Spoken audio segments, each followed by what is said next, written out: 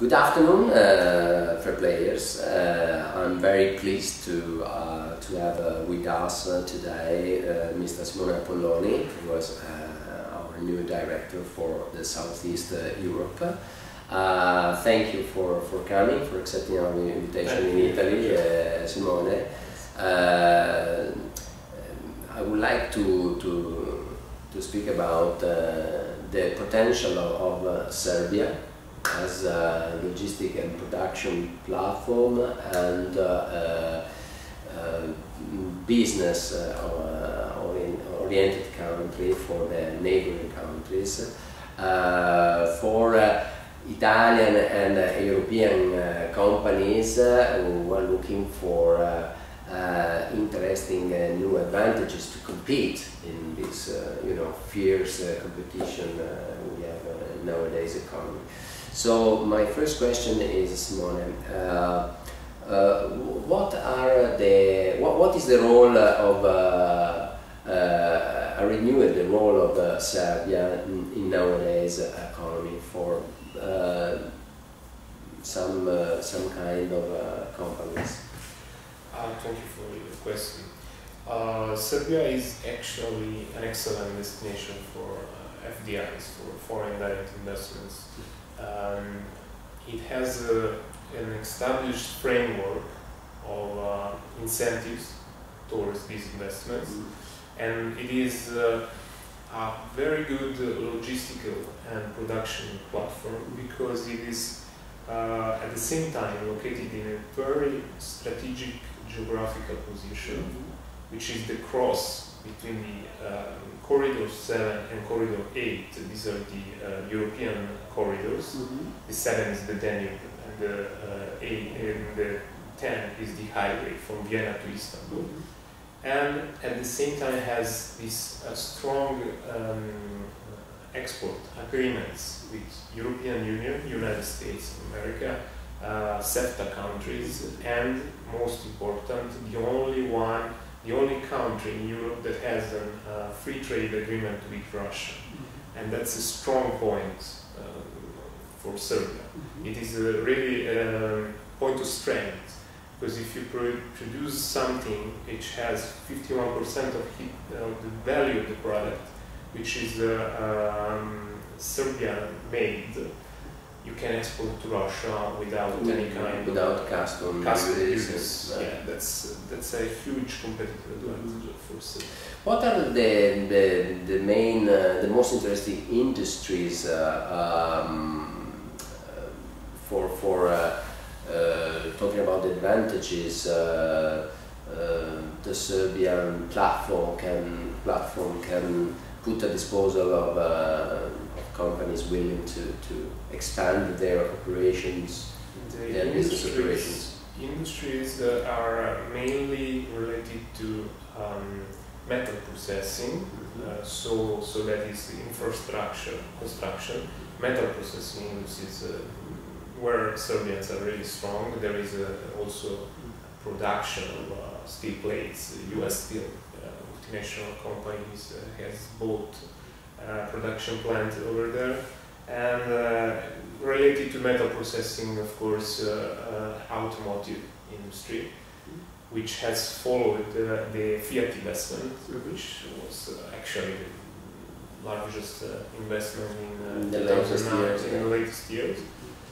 Of course, Serbia has a huge production of agricultural products, but on the side of processing of these foods, so creating the final product, there is a lack of industries in this field. So these are the focuses of the Serbian government: automotive, metal processing, agro business, and textile. Fashion is also a really and shoes, for example, accessories, leather and textile processing. Well, that's very good. And tell me one more thing. What about the cost of labor? Is it a key advantage? It is the main one, or It is an advantage. Let's say that the average salary, net salary, is around 350 euros at this moment in Serbia, so that's really low. But it is not the main factor why a company should decide to invest in Serbia. Why? Because there is not just labor cost. A really huge advantage of Serbia is it's very skilled workforce and educated workforce. That means very good technical faculties in Belgrade. There are most advanced faculties in technical matters like engineering. They are really good, and so the engineers are good. The middle, let's say, middle management.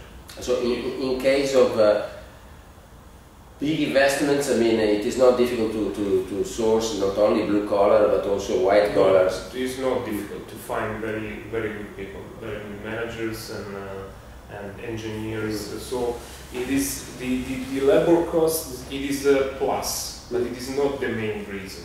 There is very serious people and skilled workforce in Serbia, and I would say that the strategic geographical position is also a key factor why to decide to come to Serbia to produce, but not exactly just the labor cost, because the labor cost in the next 10 years is going to increase. Particularly because Serbia is supposed to join the European Union in the next years. Is a candidate to the European Union, so it is a natural process that the labor cost will slightly increase year to year, but the skills and the education of people, that is a factor which is... Also the productivity, the productivity is high. Yeah, it is improvable, like it is normal in Eastern Europe. There are organization schemes and procedures which have to be improved, of course. But the combination of Western European management with engineers, technical people, and skilled workers from Serbia, it is a powerful one. It's a really powerful. And what about the corporate tax level? Corporate tax is really interesting. It's 10% flat on profits. It is the second lowest in Europe, after Montenegro, which has 9%, just one point less.